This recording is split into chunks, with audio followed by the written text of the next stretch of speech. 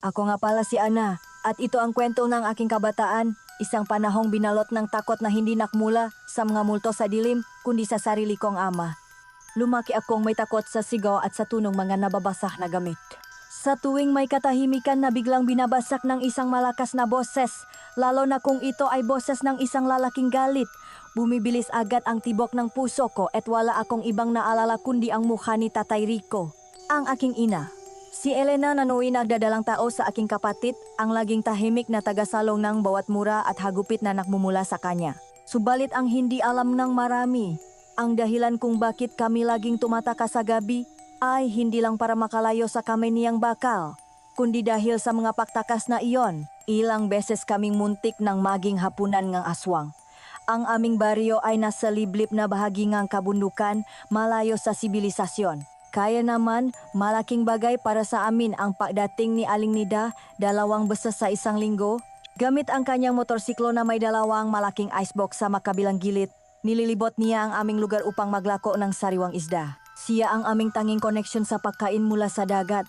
Ngunit sa likod ng kanyang ngiti at alok nga isda, mayroon siyang nga matang mapanuri. Tila may ibang misyon na dinadala sa aming tahimik ngunit mapanganib na lugar. Ang bawat pagdating niya ay isang paalala na sa kabilang ang panganib sa loob ng aming tahanan. May mas malaking kasamaan na nakabang sa labas, sa lalim ng gabi. Isang hapon, habang abala kami ni Nana Elena sa pahanda ng aming hapunan. Isang pamilya na tuno ang unti-unting gumapang sa aming pandining, ang ugong ang kulili na minamaneho ni Tatay Rico. Sa halip na magdulot ng pananabik, nagdulot itong kaba sa aming madibdib. Anak, pakikuha mo nga akong tubig. Kailangan kong mahugasan itong magulay bago pa man dumating ang tatay mo. Mas maigi ng pagdating niya ay nakahanda na ang lahat. 3 balde po ba, inay? Anak, sapat na siguro iyon para sa hugasin at panluto natin. Dahan-dahan lang sa daan ha, baka madulas ka. Opo, inay. Sanay na ang payat kong katawan sa pagbubuhat ng mabibigat.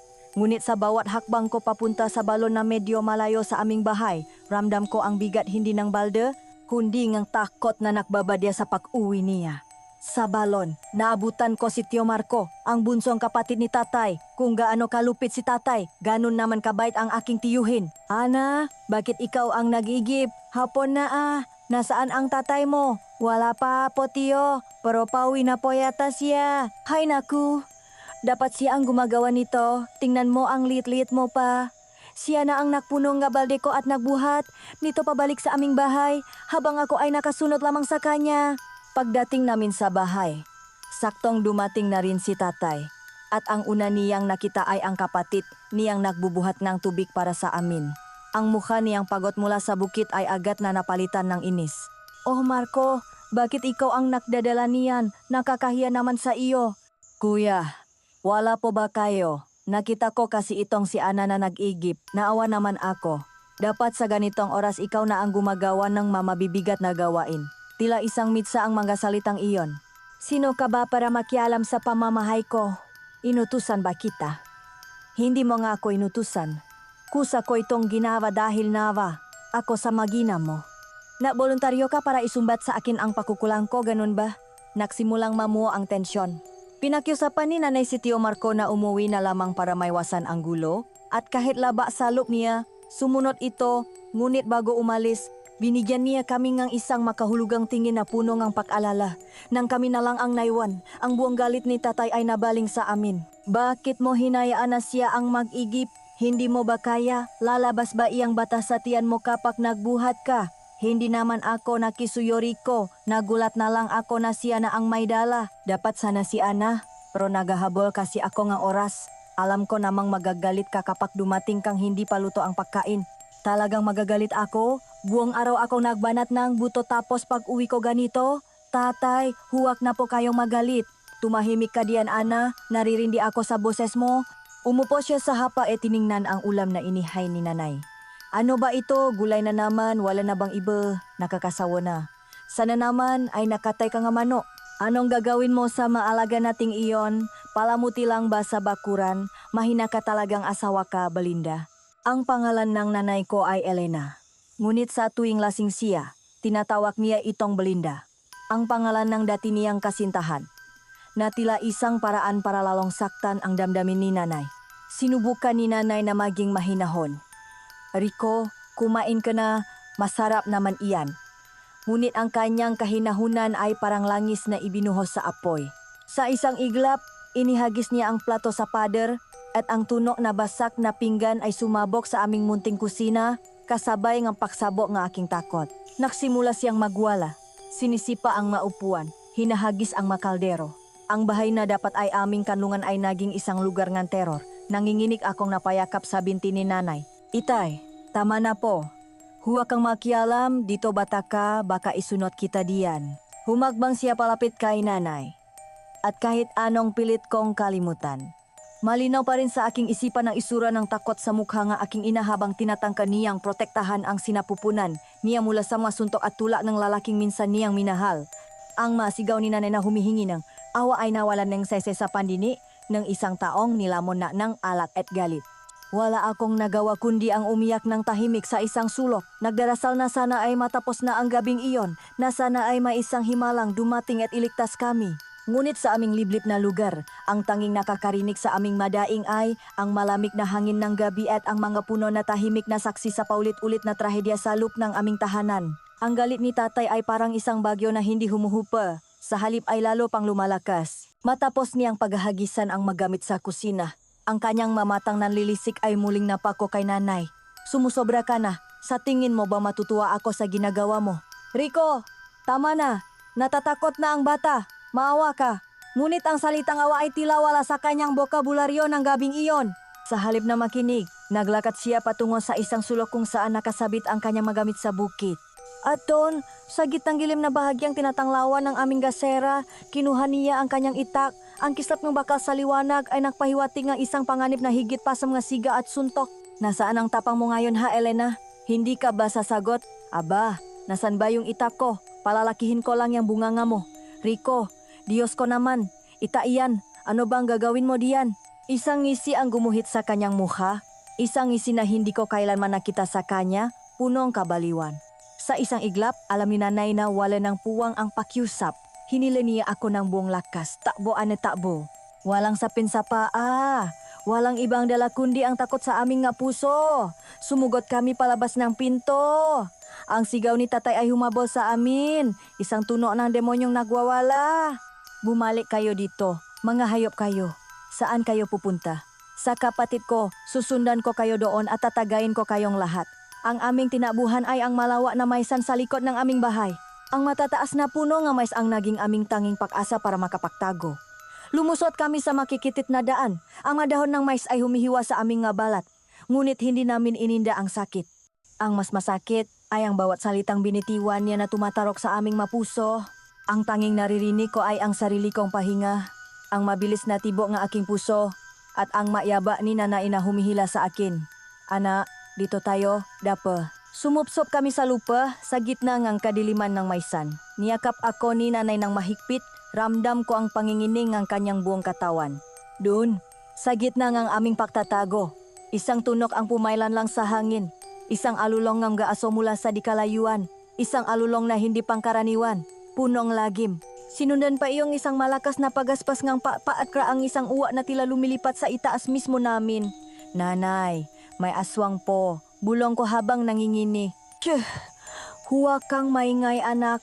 Pigilan mo iyang iyak mo.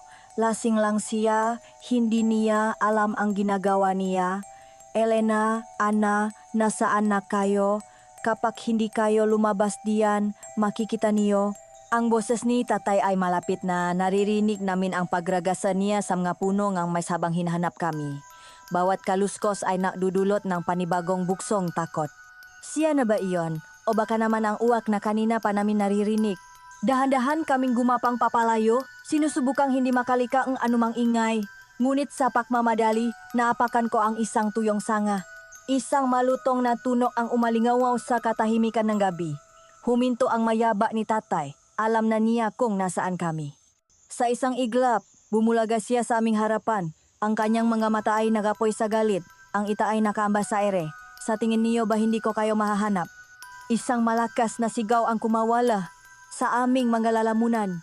Bago pa man kami makagalaw, sinakmal niya sa buho si nanay at itinuto ang malamig na bakal sa kanyang lig. Ang sigaw ni nanay ay naging isang pigil na hikbi. puno ng sakit at kawalan ng paasa. Ang buong mundo ko ay gumuho sa sandaling iyon. Habang pinapanot ko ang sarili kong ama na nakmistulang isang halimaw na handang pumatay sa harap mismo ng kanyang anak. Ang dulo ng ita na dumadampi sa lig ni nanay ang huling imahe na nakita ko bago ang buong mundo ko ay nagsimulang umikot at magdilim. Isang matinding takot ang bumalot sa aking buong pagkatao. Isang takot na napakatindi na tila sinasakal ang aking pahinga. Ang aking dibdib ay biglang nanikip at kahit anong pilit kong huminga, walang hangin na pumapasok sa aking ngabaga. Napaluhod ako sa lupa, kinakapa ang aking lalamunan, gumagawa ng tunog na parang nalulunot. Ang sigaw na gusto kong ilabas ay naging isang paimpit na pagingingang saklolo. Ang aking paningin ay nanlabo at ang mamukhang aking mamagulang ay naging maanino na lamang. Ana, ang boses ni nanay, punong pealala, ang huling bagay na narinig ko. Dun, sa harap ng kanyang anak na nagagaw buhay dahil sa takot na idinulot niya. Tila nagising si tatay mula sa kanyang pagiging halimaw. Binitiwan niya ang ita na agad bumaksa sa lupa. At ang kabaliwan sa kanyang mamata ay napalitan ng purong sinda. Ana, Diyos ko po, Ana. Lumuhod siya sa tabi ko, niyugyok ang aking mabalikat. Huminga ka anak, huminga ka. Dini na dini nun ang pagigop kong hangin at sobrang sakit sa dibdib nun. Ang kanyang makamay, na kanina lang ay handang pumatay. Ngayon ay nanginginig habang sinusubukang tulungan ako. Ngunit huli na ang lahat, unti-unti akong nilamon ng kadiliman. Nagising ako sa aming papa. Ang una kong naramdaman ay ang malambot na pagaplos sa aking buhok. Nang imulat ko ang aking mata, nakita ko si tatay na nakaupo sa tabi ko. Ang kanyang mukha ay basang-basang luha. Sa isang sulok, nakita ko si nanay na tahimik na nakmamasit. Ang kanyang mata ay mukto rin sa kayak. Walang nagsasalita. Tanging ang mahigbi lamang ni tatay ang maririnig. Paano na lang kung nawala na ang anak mo? Anong gagawin mo, Rico? Pasalamat ka at nakahinga pa siya. Ang boses ni nanay ay mahina ngunit punong sakit. Oo na, kasalanan ko na, kaya pasensya na. Hanggang kailan ka ba ganyan? Matino ka naman kung hindi ka lasing. Pero kapag nalalasing ka, ang tingin mo sa amin ay mga laruan mo. Nakakapagod na itong buhay na ito. Hindi tayo ganito dati. Pasensya na, huwag mo nang ulitin, Rico. Hindi yung puro pasensya na lang. Huwag mong hintay na mawala kami sa iyo. Isang mahigpit na yakap at halik ang iginawat ni tatay sa aking nu. Papasensyahan mo na si tatay. Anaha, hindi na maulit. Huwag ka nang matakot, mahal na mahal ka ni tatay. Humigbilang ako, hindi dahil sa galit, kundi dahil sa pakalito. Kinabukasan, ang bahay ay binalot ng isang di pangkaraniwang katahimikan. Nagising akong naglilinis si nanay sa kusina. Kitang-kita ko pa ang mabasak na pirasong plato sa sahig na kanyang winawalis. Si tatay naman sa halip na umalis agad papuntang bukit ay siya pa ang nakigip ng tubig at naksaing. Walang sigawan, walang murahan. Tila bang ang nangyari kagabi ay isang masamang panaginip lamang. Matapos ang aming tahimik na agahan, nilapitan ako ni tatay. May hawak siyang isang maliit na ibon na nahuli niya sa bukit. Ana, tingnan mo. Gusto mo gawaan natin ito ang bahay. Hindi ka po galit tatay? Hindi anak, hindi nainom si tatay. Mahirap kasing kontrolin ang galit kapag lasing, kaya hindi na ako inom. Pangako po. Oo, pangako. Buong araw, sa ilalim ng puno ng mangga sa aming bakuran, pinanot ko si tatay habang matiyaga niyang ginagawa ang hawla. Bawat piraso ng kawayan ay maingat niyang pinuputol at pinapakinis. Bawat tali ay mahigpit niyang ibinubuhol. Habang pinapanot ko siya, nakikita ko ang tatay na minahal ko, ang tatay na nakakarga sa akin sa kanyang balikat. Ang tatay na nakukwento sa akin bago matulog. Ang kanyang kamay, nakagabilang ay may hawak na itak. Ngayon ay lumilihang isang magandang tirahan para sa isang munting ibon. Pagsapit ngang hapon, isang magandang hawla ang kanyang natapos. Inilagay namin doon ang ibon at sabay namin itong pinakain. Ayan na, bumabawi na sa iyo ang tatay mo. Sabi ni nanay habang papalapit sa amin, galit ka pa rin ba? Umiling ako. Ngunit sa loob ko, ang aking puso ay nahahati. Masaya akong makita ang kabaitan niya, ngunit ang alaala ng kanyang kabangisan ay sariwa pa rin, isang sugat na hindi pa naghihilom. Ang hawla ay isang simbolo ng kanyang pangako, ngunit gaano katatag ang pangakong iyon? Ito ba ay sapat na para pigilan ang halimaw na natutulog sa kanyang kalooban? Sa gabing iyon, natulog akong yakap niya, ngunit sa aking panaginip, ang naririnig ko pa rin ay ang alulong maaso at ang tunog ng isang ita na humahaging sa hangin. Ang sumunod na araw ay tila isang panaginip na ayaw ko nang magising. Ang bahay na dati punong sigawan ay napunong katahimikan at paminsan-minsan ng halahak. Si Tatay Rico ay tuluyang umiwas sa alak. Ang nga kamay niyang dati inakakuyom sa galit ay ngayoy abala sa pag-ayos ng aming munting bakuran o sa pag-alaga sa ibon ko sa hawla. Si Nanay Elena, bagamat may bakas pa rin ang takot sa kanyang nga mata, ay unti-unting umingiti muli. Nagsimula akong maniwala na marahil. Ang halimaw na sumapi sa aking ama ay tuluyan ng umalis. Ngunit ang kapayapaan ay sadyang mailap sa aming lugar. Isang umaga, habang naglalakad kami pabalik mula sa ilok, natanaw namin ang isang grupo ng kalalakihan na nakukumpulan sa may malaking bato sa gilid ng daan. Ang kanilang boses ay puno ng pagtataka at bahagyang takot. Ano kaya iyon? Tanong ni Nanay. Lumapit kami. At doon, sa lupa at sa ibabaw ng malaking bato, nakita namin ang sanhi ng kanilang pag-alala. Mapatak ng tuyong dugo. Hindi lang ito basta patak. Ito ay tila dugo na tumalsik mula sa isang malalim na sugat. Ito yata yung naririnig ko kagabi na parang nag-aawe, sabing isang matanda. Pero boses babay yung isa, tapos yung isa, hindi ko maintindihan. Malakas ang alulong ng aso kagabi, hindi kaya aswang ang may gawa nito. Ang pangalan ni tandang huling, isang matandang babae na nakatira ng maisa sa dulo Mario, ay nasimulang lumutang sa usapan. Narinig ko rin ang kwento na aswang daw siya, sabi ngang isa, pero wala namang pruweba. Nakatingin na lang si Nanay at Tatay, at sa kanilang nga mata, nakita ko ang pagbabalik ng anino ng takot. Nang gabing iyon, ang katahimikan sa aming bahay ay hindi na dahil sa kapayapaan, kundi dahil sa tensyon. Habang naghahapunan, ang bawat kalusko sa labas ay nagpapatigil sa amin. Matapos kumain, kumuha si Tatay kamangyan at sinindihan ito. Ang mabangong usok nito ay unti-unting kumalat sa loob ng aming bahay. Naglagay din siyang nang babawang sa aming magabintana. Pumasok ka na sa loob, ana. Baka kung mapano ka diyan. Ang kanyang boses ay mahinahon ngunit may diin ng pag-alala. Nagsimula na namang umalulong ang mga aso sa baryo. Mas malakas at mas desperado kaysa sa mga nakaraang gabi. Kasabay nito, ang tunog nga uwak ay bumalik. Ang crack nito ay tila paikot-ikot sa aming bubungan. Isang masamang pangitain. Ano pong itsura nga aswang? Tay, pangit po ba? Oo, anak. Nung bata pa ako, tiktik ang nakita ko. Napakapangit nun, mahaba ang dila, matutulis ang kuko at gumagapang sa bubungan. Kaya bantayan mo lagi ang nanay mo. Kasi paborito ng tiktik ang buntis. Bigla isang malakas na kalabok ang yumanik sa aming bakot na kawayan. Sinundan ng isang malalim at hirap na paginga, parang isang hayop na pagod sa pagtakbo. Sa isang iglap, tumayo si Tatay. Hawak ang ita na kanina lang ay ginamit niya sa pagtatabas sa bakuran. Ang postura niya ay hindi na posturang isang baliw na ama, kundi ngang isang lalaking handang ipagtanggol ang kanyang pamilya. Sino yan? Sumagot ka. Walang sumagot. Tanging ang hirap na pahinga lang ang naririnig namin. Napakalapit. Napakapit ako sa damit ni Nanay, ang puso ko ay dumadagundong. Mahal, pumasok ka na lang kaya dito, isara niyo ang pinto. Ngunit bago pa man makakilos si Tatay, isang sigaw ng babae ang pumunit sa katahimikan ng gabi, malinaw at puno ng galit. Hindi mo ako mapagtataguan, tutuntunin pa rin kita. Magsisisi kang ginalaw mo ang buntis na iyon. Ang boses ay pamilyar, ngunit hindi namin matukoy kung kanino.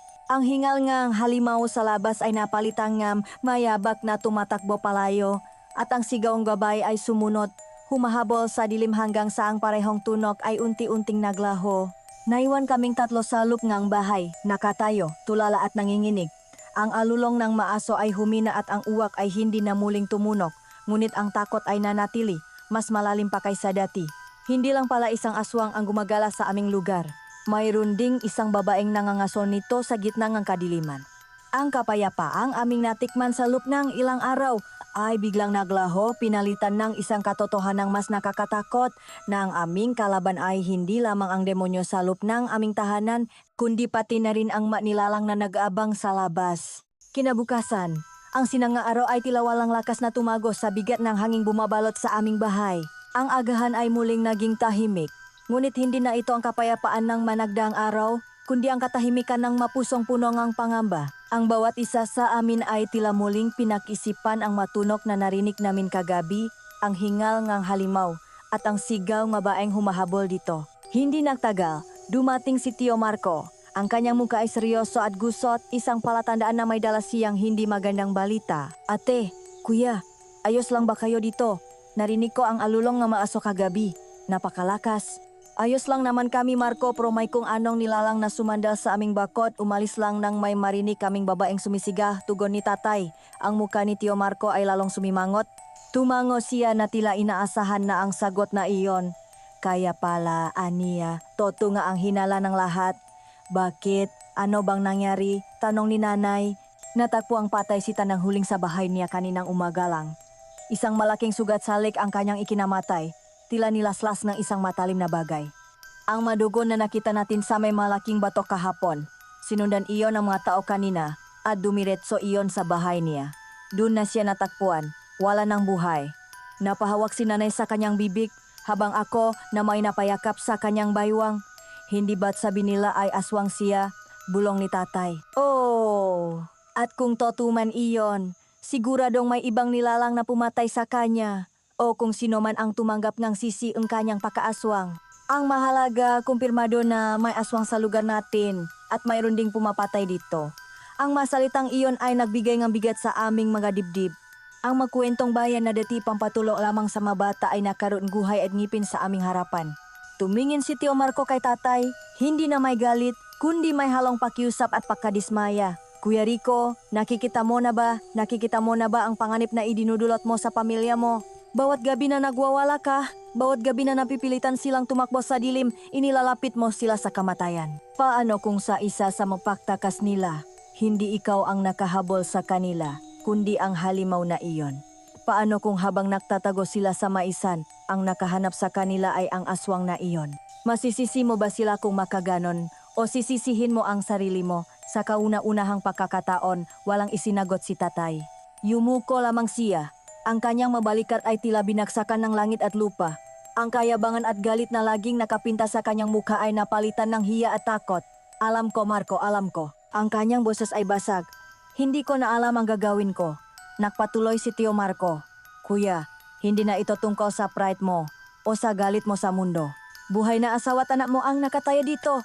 Ang bahay na ito ang dapat nilang kanlungan, hindi ang lugar na tinatakasan nila gabi-gabi.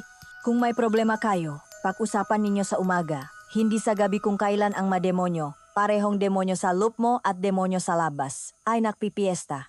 Kung hindi mo na kaya, bukas ang bahay ko para sa kanila. Umiling si tatay, hindi, pamilya ko sila, responsibilidad ko sila, poprotektahan ko sila. Mula ngayon, poprotektahan ko sila. May bagong determinasyon sa kanyang boses.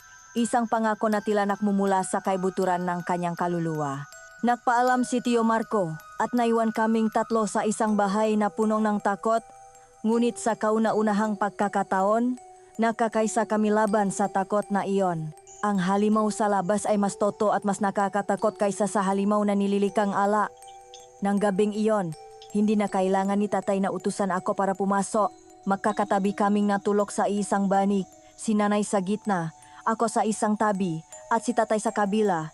Ang kanyang itak ay nakalagay sa tabi niya, hindi na bilang sandata laban sa amin, kundi bilang panangga mula sa kadilimang nag-abang sa labas ng aming mga bintana.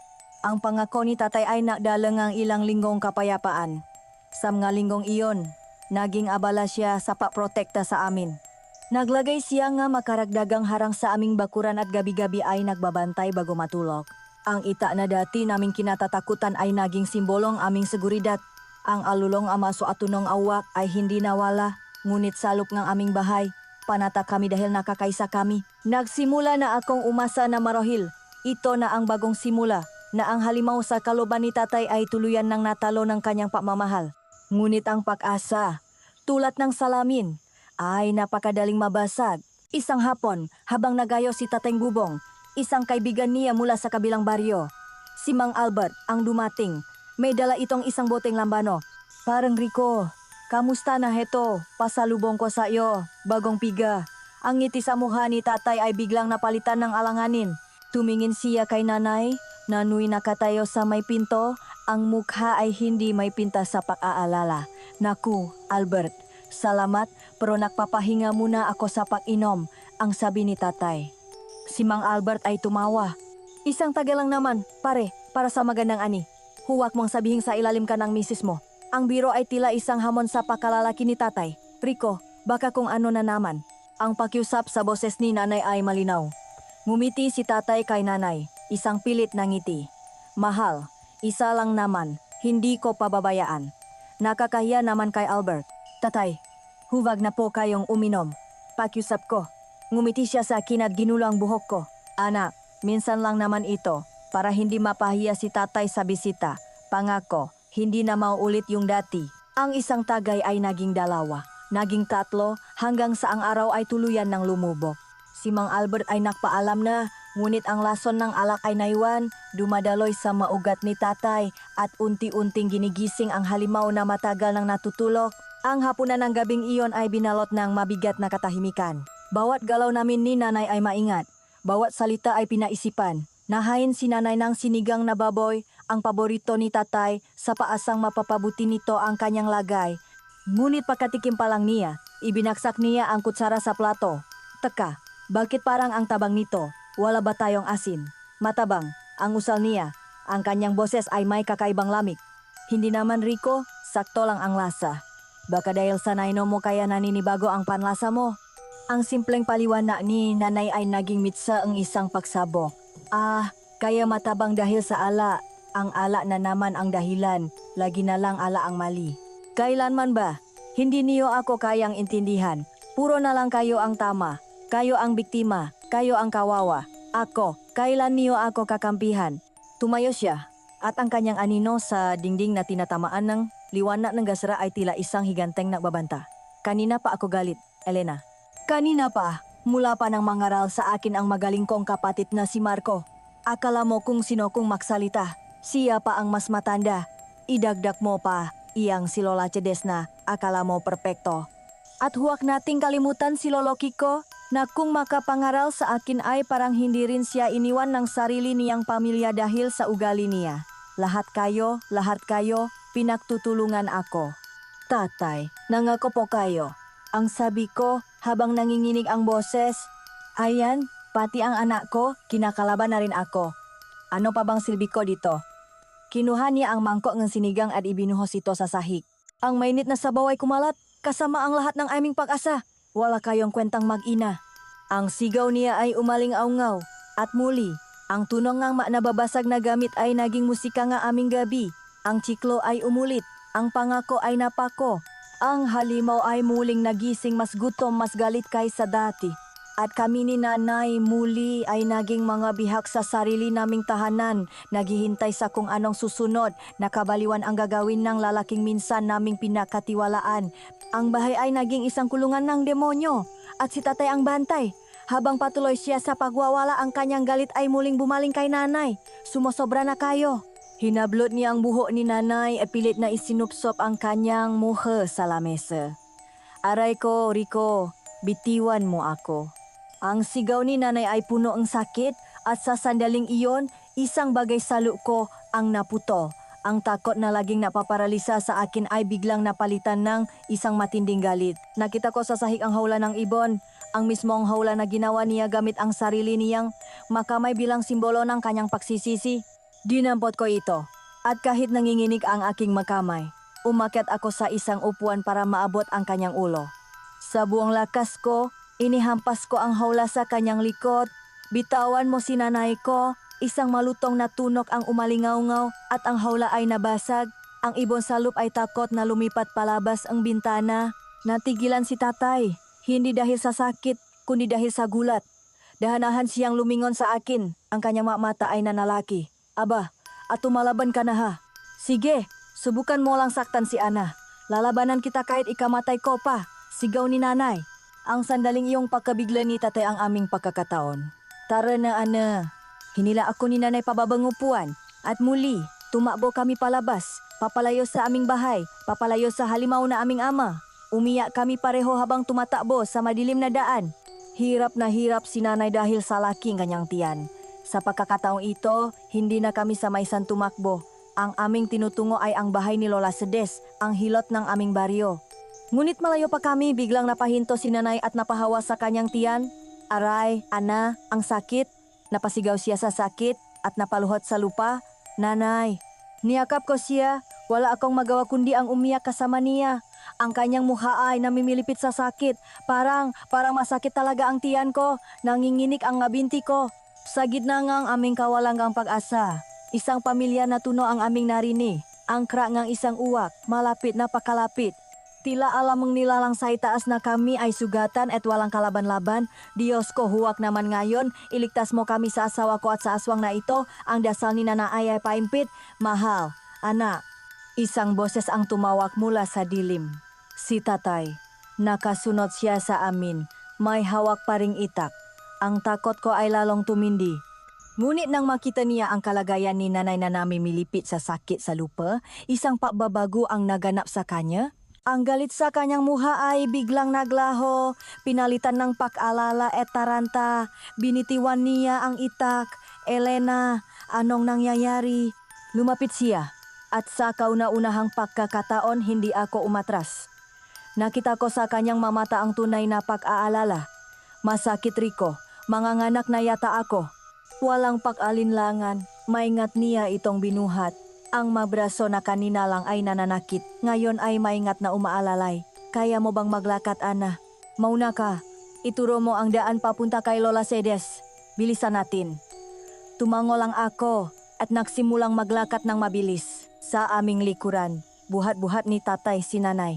Habang ang tuno nga, uwa ay patuloy na umaalingaw-ngaw sa itaas. Isang malagim na saksi sa aming kakaibang prosesyon. Ang lalaking aming tinatakasan ay siya na ngayong aming tanging pag-asa para makarating ng ligtas sa aming paroroonan. Ang bahay ni Lola Cedes ay isang maliit na kubo na yari sa kawayan at pawit. Ngunit ng gabing iyon, para sa amin, ito ay isang palasyo ang kaligtasan. Sinalubong kami ng matanda. Ang kanyang muha ay nakpapakita ng gulat at paalala nang makita kami sa aming kalagayan. Si nanay na buhat-buhat ni tatay at ako na basang-basa sa luha. Diyos ko! Anong nangyari sa inyo, Rico? Anong ginawa mo sa asawa mo? Ihiga mo siya rito. Bilis. Maingat na inilapa ni tatay si nanay sa isang papak. Agad na sinuri ni Lola Cedes ang kanyang kalagayan. Ang kanyang nga kamay, bagamat kulubot na, ay sanay at mabilis. Huwag kang maalala, Elena, hindi pa ito ang tamang oras. Dahil lang ito sa pagod at takot. Magpahinga ka lang at mawawala rin iyan. Ngunit habang pinapakalma ni Lola Cedes si nanay sa loop, ang kaguluhan sa labas ay lalo namang tumitindi. Ang alulong mga aso ay mas naging desperado. Tila ba may kinakatay sa kanilang harapan. Ang kraang uwak ay nasa itaas mismo ngang aming bubungan, paulit-ulit at nakakabingi. Maya-maya, isang tunog ng pakaskas ang aming narinig sa madingding na kawayan.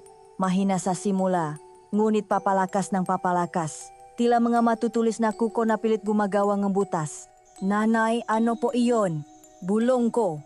Manalangin ka, anak, manalangin ka. Ang sabi ni Lola Cedes, habang mahipit na nakahawa sa isang rosaryo. Bigla, ang pakaskas ay tumigil. Ngunit ang pumalit dito ay mas nakakatakot. Mga ungol, mga sigaw na hindi sa tao at ang kalabok ng mga katawan na nagbabanggaan, may naglalaban sa labas. At sa gitna ng mga tunok na iyon, ang sigaw nga bae, hayop ka, lumayo ka sa buntis. Hindi mo siya makukuha. Bumitaw ka. Hindi na napigilan ni tatay ang sarili. Sumilip siya sa maliit na siwang ngaming bintana. Ang kanyang mata ay nalaki sa kanyang nakita. Isang nilalang na tila tao ngunit gumagapang na parang hayop ang nakikipagbuno sa isang taong armado na isang mahabang itak. Mabilis ang magalaw ng taong iyon. Sanay sa pakikipaglaban. Nang ang kanilang laban ay mapunta sa isang bahagi na nailawan ng buwan, ang aming magahininga ay napigil. Ang babaeng mandirigma, ang babaeng walang takot na nakikipaglaban sa halimaw ng gabi, ay walang iba kundi si Aling Nida, ang babaeng naglalako sa amin ng isda. Ang kanyang itak ay sumasayaw sa hangin, bawat hiwa ay may kasamang bagsik. Sa huli, sa isang malakas na sigaw, nasugatan niya ang nilalang. Umungol ito sa sakit at mabilis na tumakbo palayo sa kadiliman. Habang si Aling Nida ay humabol, ang kanyang sigaw ay huminasa di kalayuan. Ilang sandaling ang katahimikan ang lumipas bago bumukas ang pinto. Pumasok si Aling Nida. Ang masayahin niyang mukha na dati naming nakikita ay wala na. Ang nasa harap namin ngayon ay isang babaeng pagod, may magagalo sa braso at may bahit ng maitim na dugo sa kanyang damit. Ang kanyang itak ay hawa pa rin niya. Tumutulo pa ang dugo ng halimaw na kanyang sinugatan. Daria, ang bulong ni Lola Cedes. Kamusta na siya? Tanong ni Aling Nida. Ang kanyang boses ay pagod ngunit matatag. Mayos na siya sa ngayon, pero ang tiktik, nahuli mo ba? Hindi pa, madulas ang isang iyon, ngunit babalik ako para sa kanya. tumingin siya sa amin sa gulat na mga mukha namin ni tatay. Pasensya na kung nagulat ko kayo. Hindi ako ordinaryong mag-isda. Ang dahilan kung bakit ako napatpat sa liblib na lugar na ito ay para tugisin ang tiktik na iyon. Ang halimaw na umatake sa inyo, pinatay niya ang bunso kong kapatid na nagdadalang taurin. At hindi ako titigil hanggat hindi ko napapatay ang halimaw na iyon at ang sisiw na nagbibigay buhay sa kanya. Ang mga salita niya ay nagpaliwanag sa lahat. Ang misteryosong babae, ang mga dugo sa daan, ang pagkamatay ni Tandang Huling, lahat ay konektado sa kanyang paghihiganti. Natulala kami. Ang babaeng nagdadala sa amin ng bangus at galunggong ay isa palang mga ngaso ng aswang. At kami, ang pamilya ko, ay nasa gitna ng kanyang digmaan. Nang mawala na ang halimaw sa paligid, ang tensyon sa loob ng kubo ni Lola Sedes ay hindi nawala, bagkus ay nagiba lamang ng anyo. Si nanay ay mahinang humihinga sa papag, habang si tatay ay nakaupo sa isang sulok. Ang kanyang mukha ay nakasupsop sa kanyang mapalat. Ako naman ay nasa tabi ni Lola Sedes, takot pa ring tumingin sa sarili kong ama. Si Aling Nida, matapos punasan ang dugo sa kanyang ita, ay umupo sa harap ni tatay. Ang kanyang mamata ay hindi na matangang isang mag-iisda, kundi matangang isang mga ngasong sinusuri ang kanyang paligid. Napansin niya ang mapasa sa braso ni nanay at ang takot sa aking mamata sa tuwing gumagalaw si tatay. Rico, tama ba? Tanong niya. Ang boses ay kalmado ngunit may bigat. Bakit? Bakit mo sila itinataboy sa gabi? Alam mong may panganib sa labas, lalo na't buntis ang asawa mo. Bakit mo sila inilalagay sa bingit ng kamatayan? Umangat ang ulo ni tatay. Ang kanyang mata ay pula at puno ng hinakpis. Hindi ko alam. Ang sagot niya ay halos pabulong. Hindi ko maintindihan ang sarili ko. Mahal na mahal ko sila. Pero kapag nainom na ako, parang maibang pumapasok sa isip ko. Bigla na lang akong nagagalit ng walang malinaw na dahilan. Ang sarap manakit. Tapos, kapag nawala na ang epekto ng alak, kapag nakita ko na ang resulta ng ginawa ko, doon ko lang nararamdaman ang pagsisisi. Gising ako, pero habang galit ako, hindi ko kontrolado ang sarili ko. Nakatinginan si Aling Nida at si Lola Sedes. Ang kwento ni tatay ay higit pa sa ordinaryong kalasingan. Lola Sedes, may kamangyan ka ba diyan? Tanong ni Aling Nida. O naman, sandali. Kumuha ang matanda ng isang maliit na bao na may lamang tuyong dahon at insenso. May posporo ka rin ba? Tumango ang matanda at iniabot ito sa kanya. Kumalma ka, Rico. Ikaw na ang naksabi, hindi mo kayang kontrolin ang galit mo na wala sa lugar. Tingnan natin kung ugali mo ba talaga iyan o may gumagawa sa iyo niyan. Sinindihan ni Aling Nida ang kamangyan at ang puting usok ay nagsimulang kumalat sa hangin, dahan-dahang gumapang palapit kay tatay. Sa pagdamping usok sa kanyang muha, nagsimula siyang umubo ng malakas. Isang ubo na tila may bumabara sa kanyang lalamunan. Tila sinusuka niya ang kanyang kaluluwa. Pagkatapos, kumuha si Aling Nida ng isang palitong ang posporo. Sinindihan niya ito, hinayaang makapoy ng ilang segundo at sa kahinipan. Ang nagbabaga at umuusok na dulongeng palito ay marahan niyang idinikit sa likod ng palat ni tatay. Ang inaasahan naming reaksyon ay isang mabilis na pag-itat dahil sa paso. Ngunit ang nangyari ay higit pa roon. Isang nakakakilabot na sigaw ang kumawala sa bibig ni tatay. Namimilipit siya sa sakit sa sahig. Tila hindi isang maliit na paso ang kanyang natamo, kundi isang malaking sugat. Aray. Aray ko? Ano ang ginagawa ninyo? Ang sakit. Mabilis na binawi ni Aling Nida ang posporo. Tama nga ang hinala ko. May gumagawa sa iyo, Rico. May kung anong bati o kulam na inilagay sa iyo. Ang galit mo ay hindi sa iyo. Ang kanyang paliwanag ay tila isang kidlat na tumama sa aming lahat. Ibig sabihin, hindi siya dapat magiging ganun sa amin. May gumagawa lang sa kanya niyon. Hindi siya mamimilipit sa sakit sa simpleng init ng posporo kung walang masamang espiritu na nakakapit sa kanya. Sino? Sino ang gagawa sa akin nito? Ang tanong ni tatay ay puno ng pakalito. Sino pa nga ba? Kundi isang aswang din? Isang aswang na mastuso. Ginagamit ka niya. Ang kulam na iyan ang nagtutulak sa iyong magalit para itaboy mo ang iyong mag-ina sa labas ng bahay. Kapag nasa labas na sila, sugatan at takot, doon sila nagiging madaling biktima para sa tiktik na humahabol sa kanila. Ginagawa kaniyang pain para sa sarili mong pamilya. Ang katotohanan ay mas masakit pa sa pasong posporo. Si tatay, ang aming berdugo, ay isa rin palang biktima. Isang papet na pinapagalaw ng isang mas masamang nilalang. Napatingin si nanay kay tatay. Ang galit sa kanyang mamata ay napalitan ng awa. Ako naman, kahit hindi ko lubos na naiintindihan, naramdaman ko na ang bigat sa aking dibdib ay bahagyang gumaan. Mangangaso ako, Rico, hindi albularyo. Hindi ko kayang tanggalin iyan. Kailangan ninyong maganap ng tunay na makakatulong sa inyo. May kilala akong isang albularyo sa kabilang bundok. Malayo at mahirap ang daan, pero siya lang ang makakagamot sa iyo. Ang gabi ay nagtapos hindi sa paglutas ng aming problema, kundi sa pagtuklas ng isang mas malalim at mas komplikadong suliranin. Hindi lang kami kailangang magtago mula sa aswang sa labas, kailangan din naming hanapan ng lunas, ang sumpa na nagpapahirap sa aming pamilya mula sa loob. Kinabukasan, ang bahay ay puno ng determinasyon. Nagpasya si tatay at Tio Marco na tutunguhin nila ang albularyo sa kabilang bundok gaano man ito kalayo. Si Aling Nida naman ay nakpaalam na ipagpapatuloy niya ang paghahanap sa tiktik dahil naniniwala siyang babalik ito. Kami ni nanay ay naiwan sa bahay na may bilin na isara ang lahat ng pinto at bintana at huwa mapapatuloy ng kahit na sino. Bago umalis, niyakap ni tatay si nanay ng mahigpit. Babalik ako, Elena, pangako, babalik akong magaling na. At sa akin, isang halik sano, magpakabait ka, anak, bantayan mo ang nanay mo. Ang kanilang pag-alis ay nag-iwan ng isang nakabibinging katahimikan. Ang bawat anino ay tila may buhay. Ang bawat ugong ng hangin ay tila isang bulong. Umupo kami ni nanay sa sala, naghihintay, nakikinig. Maya-maya, isang katok sa pinto ang bumasa sa katahimikan. Sino iyan? Tanong ni nanay. Apo, si Lolo Kiko ninyo ito. Kamusta na kayo? May dala akong tinapay para sa inyo. Si Lolo Kiko, ang mabait na matandang kamaanak namin. Ang huling taon na isipin naming may masamang balak. Dahil sa pag-akalang ligtas, binuksan ni nanay ang pinto. Pumasok ang matanda, may ngiti sa kanyang malabi. Nabalitaan ko ang nangyari kagabi, ayos lang ba kayo? Nasaan pala si Rico at Marco? Nasa bukit po, sagot ni nanay, na sinungaling para hindi maalala ang matanda. Ah, ganon ba? Sayang. Ang ngiti sa mukha ni Lolo Kiko ay unti-anting naglaho, pinalitan ng isang malamig at nakakakilabot na tingin. Sayang naman, dahil hino na sana ang kapatid mo sa tiyan ng nanay mo.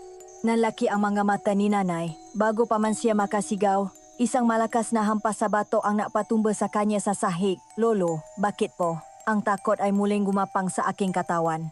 Ang kanyang muka ay nagsimulang magbago.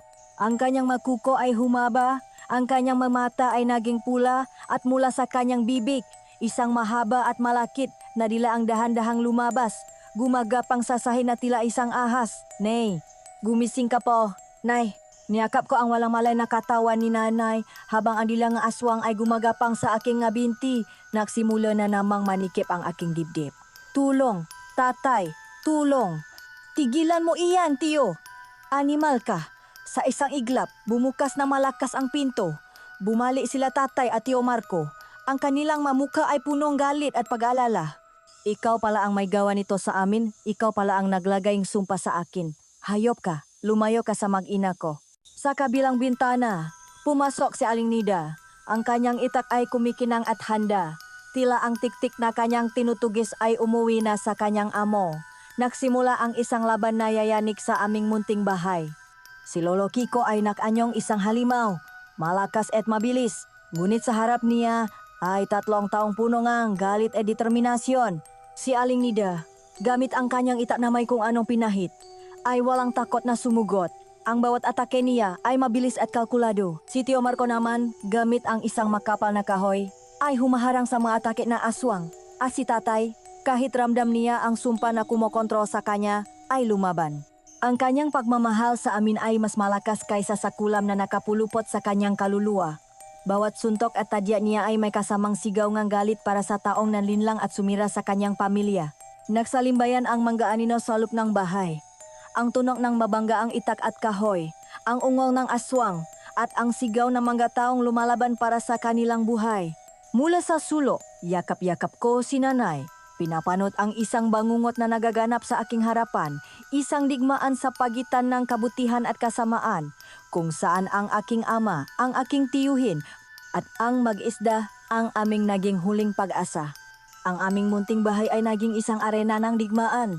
Si Lolo Kiko, sa kanyang tunay na anyo, ay isang puwersa ng kalikasan. Bawat galaw niya ay puno ngang baksik at layuning pumatay. Ngunit ang tatlong mandirigma sa kanyang harapan ay hindi nagpatinag. Si Aling Nida ay parang isang ipo-ipo. Ang kanyang ita ay walang tigil na sumusugot, bawat hiwa ay naiwan ng umuso na sugat sa balat ng aswang. Si Tio Marco naman ang naging eming pader. Buong tapang na sinasalo ang mga malalakas na atake para protektahan ang likuran ni Aling Nida. At si Tatay, sa gitna ng laban, naramdaman niya ang sumpa na pilit kumokontrol sa kanyang isipan. Sinusubukang gawin siyang isang manunot lamang. Ngunit sa tuwing titingin siya sa amin ni Nanay na nangingini sa sulok, ang kanyang pagmamahal ay nagiging isang apoy na lumalamon sa kulam. Sa isang desperadong sigaw, sinugot niya ang aswang, hindi gamit ang itak, kundi ang kanyang makamay. Niyakap niya ito mula sa likuran, ipinuwesto ang sarili para hindi ito makagalaw. Ngayon na Nida, sigaw niya. Walang paalinlangan. Itinara ni Aling Nida ang kanyang ita sa puso ng aswang. Isang nakakabinging sigaw ang kumawala kay Lolo Kiko. Isang sigaw na hindi nasa tao at unti-unti, ang kanyang katawan ay naging abo at nawala sa hangin. Sa paglahong aswang, isang dinakikitang bigat ang tila nawala sa buong bahay. Si Tatay ay bumaksak sa sahig, humihingal, hindi dahil sa sugat, kundi sa pagod at sa wakas na paglaya. Nang imulat niya ang kanyang mata at tumingin sa amin, wala na ang anino ng halimaw.